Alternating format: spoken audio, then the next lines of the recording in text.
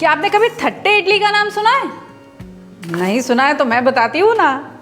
बैंगलोर की फेमस इडली है थट्टे इडली। और ये इतनी फेमस क्यों है? क्योंकि प्लेट के साइज की बड़ी बड़ी इडली होती है, थोड़ी मोटी मोटी होती है, काफ़ी सॉफ्ट और स्पॉन्जी होती है Thatte idli, just like bread. यानी कि अगर आपने एक इडली खा ली ना तो आपका पेट भर गया।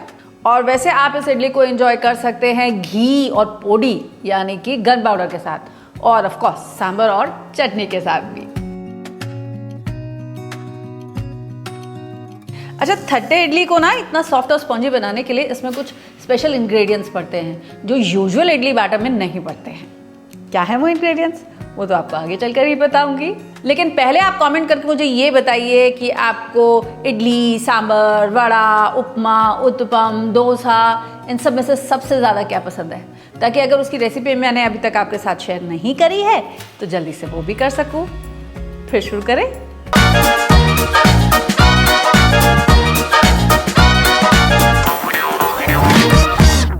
तो थट्टे इडली बनाने के लिए सबसे इम्पॉर्टेंट स्टेप है इसका बैटर बनाना।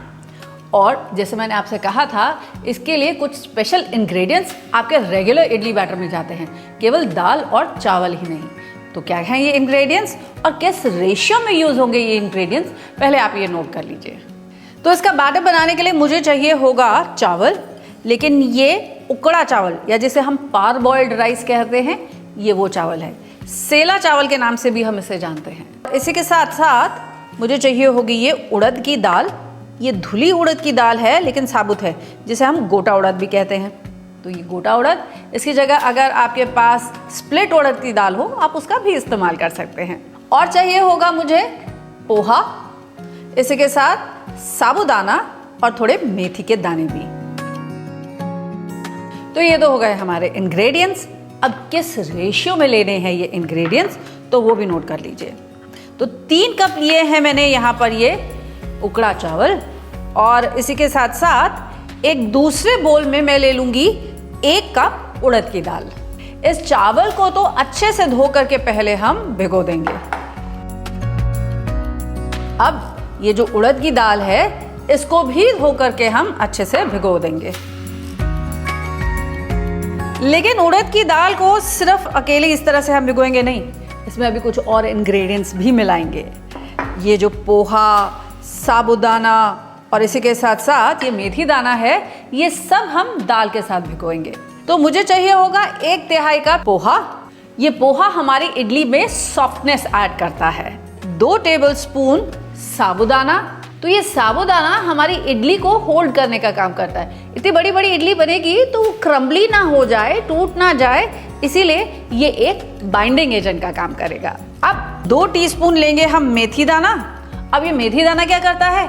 ये मेथी दाना फर्मेंटेशन में हेल्प करता है। तो इसकी वजह से क्या होता है, जो हमारा बैटर है वो जल्दी फर्मेंट हो जाता है। फिर से एक बार सारे इंग्रेडिएंट्स के रेशियोज में रिपीट कर रही हूँ, यहाँ लिख भी दे रही हूँ। आप चाहें तो इसका स्क्रीनशॉट लेके सेव कर सकते हैं, नहीं तो नीचे डिटेल में मैंने पूरी की पूरी रेसिपी डिस्क्रिप्शन में आपको दे दी है। 3 कप मैंने उकड़ा चावल लिया था, 1 कप गोटा उड़द की दाल ली थी, 1/3 कप पोहा लिया था, 2 टेबलस्पून साबूदाना लिया था और 2 टीस्पून मेथी दाना डाला है। अब इन सारे इंग्रेडिएंट्स को भिगो करके हम रख देंगे तकरीबन 7 से 8 घंटे के लिए, या तब तक जब तक कि ये अच्छे से फूल नहीं जाते। जब ये दाल चावल अच्छे से भीग जाएंगे, यानी कि 7 से 8 घंटे के बाद, आप नोटिस करेंगे कि आपकी दाल भी एकदम सॉफ्ट हो चुकी है। ये देखिए, एकदम इजीली ये टूट जाएगी। और इसी के साथ साथ ये चावल भी अच्छे से सोख हो चुका है, ये भी इजीली आपके हाथ से टूट जा रहा है। तो अगर आपको फॉर एग्जांपल सुबह नाश्ते में इडली बनानी है, तो एक दिन पहले सुबह ये काम कीजिएगा कि आप दाल चावल को भिगो दीजिएगा, ताकि शाम को आप इनको पीस करके फर्मेंट कर सके। और अगर रात को बनानी है तो एक रात पहले ये काम शुरू कीजिएगा, ओवरनाइट इन्हें सोक कीजिएगा और फिर सारा दिन का इनको फर्मेंटेशन टाइम दीजिएगा। दाल चावल भीग जाने के बाद अब अगला काम हमको ये करना है कि इसका ये सारा का सारा पानी ड्रेन आउट कर देना है, और फिर इसे फ्रेश पानी के साथ पीस करके हम इसका एक पेस्ट बनाएंगे। लेकिन पीसेंगे दोनों को अलग अलग, एग्जैक्टली वैसे ही जिनको हमने सोक किया था अलग अलग।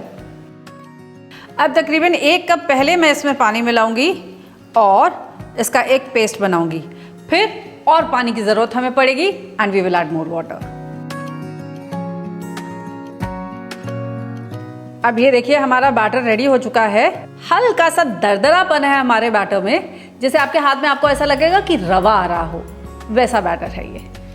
अब इस बैटर को निकालते हैं एक बड़े से बोल में, और फिर ये जो दाल हमने यहाँ पर भिगो करके रखी हुई है, इस दाल को भी हम पीस लेंगे एग्जैक्टली ऐसे ही।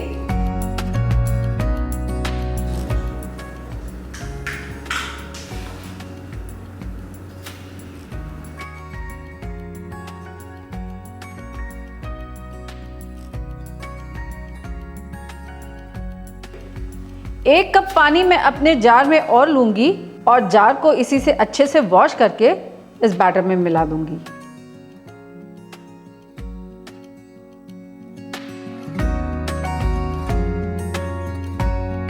अब इसे आप अच्छे से मिक्स कर लीजिए और फिर कवर करके इसे हम किसी वार्म प्लेस पे फर्मेंट होने के लिए छोड़ देंगे, कम से कम 7 से 8 घंटे के लिए, या फिर जैसे मैंने आपको सजेस्ट किया था ओवरनाइट। बैटर को फर्मेंट होने के लिए छोड़ते हैं और तब तक हम एक और काम कर लेते हैं। वो जो मुलगा पोडी यानी कि गन पाउडर आपको बताया था ना, जिसके साथ इस इडली को सबसे ज्यादा आप एंजॉय कर सकते हैं, वो प्रिपेयर कर लेते हैं। तो सबसे पहले आप नोट कर लीजिए उसके इंग्रेडिएंट्स। मुलगा पोडी बनाने के लिए हमें चाहिए होगी 1/4 कप चने की दाल, आधा कप उड़द की दाल, 1/4 कप सेसमे सीड्स यानी सफेद तिल, 10 से 12 कश्मीरी रेड चिलीज, 3 से 4 ये स्पाइसी वाली रेड चिलीज, 1 छोटा चम्मच हींग, 1 चम्मच चीनी और 1 चम्मच नमक भी। अब एक एक करके पहले तो हम इन दालों को ना ड्राई रोस्ट कर लेंगे जब तक ये हल्की सी गोल्डन कलर की नहीं हो जाती।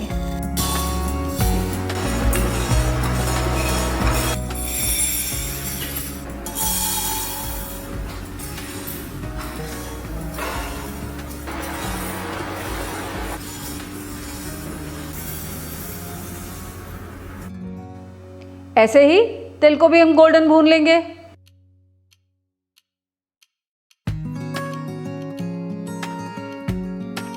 अब अपने पैन में लेंगे 1 चम्मच ऑयल, ऐड करेंगे उसमें ये हींग, फिर ये लाल मिर्च, इनको भी हल्का सा सौते कर लेंगे जब तक कि ये भी फ्रेग्रेंट नहीं हो जाती, और इन्हें भी निकाल लेंगे।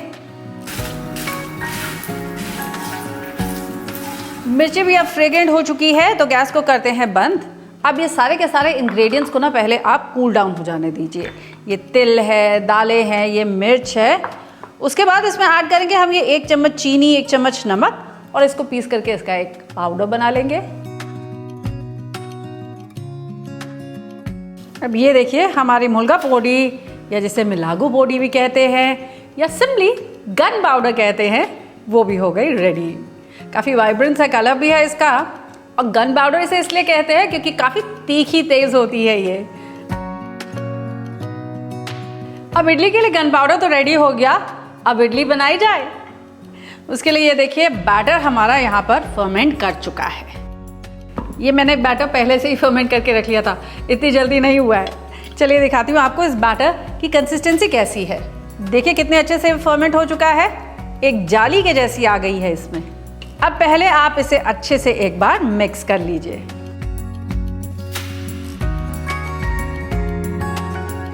तो जैसे मैंने आपको बताया था, ये थट्टे इडली बनती है बड़ी बड़ी प्लेट्स में। आपके पास घर में जो इस साइज की प्लेट्स होती है ना, बस यही चाहिए हमको। अब पहला काम तो हम ये करेंगे कि हम अपनी थालियों को ना, इन प्लेट्स को अच्छे से ऑयल के साथ ब्रश कर लेंगे। अब इसमें ये इडली बैटर पोर कीजिए और अपनी इडलीज को स्टीम करने के लिए किसी स्टीमर में या कढ़ाई में आप स्टीम करने रख दीजिए। तो मैंने अपना स्टीमर यहाँ पर लगा दिया है स्टीम होने के लिए, और अब इसमें ये थट्टे इडली को मैं रख देती हूँ ताकि ये फूल करके स्पॉन्जी हो जाए। 20 मिनट से हमारी इडली यहाँ पक रही है। अब चेक कर लिया जाए कि वो रेडी है कि नहीं। हाँ, लग तो रही है रेडी। 2 मिनट के लिए इडली को इसी प्लेट में आप पहले रेस्ट कर लेने दीजिए ताकि वो थोड़ी सी ठंडी हो जाए। अब हल्का सा इसको आप बाहर की तरफ से रिलीज़ कर दीजिए, सेंटर की तरफ थोड़ा सा पुश कीजिए ताकि ये थाली को इजीली छोड़ दे। और अब इसे आप इन्वर्ट करके निकाल लीजिए। ये देखिए परफेक्ट थट्टे इडली हमारे पास रेडी हो गई। चलिए ऐसी और इडली प्रिपेयर कर लेते हैं।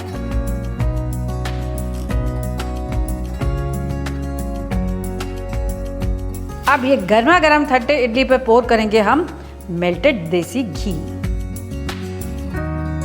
और अब इस पे स्प्रिंकल करेंगे ये पोड़ी और एंजॉय दिस विद द पोड़ी। लेकिन उससे पहले आपको इसे तोड़ करके तो दिखाऊं कितनी सॉफ्ट एंड स्पॉन्जी बनी है हमारी थट्टे इडली। कहा था ना, बिल्कुल ब्रेड की तरह से सॉफ्ट है। देखिए कितना बढ़िया इसका अंदर स्पॉन्जी टेक्सचर आया है।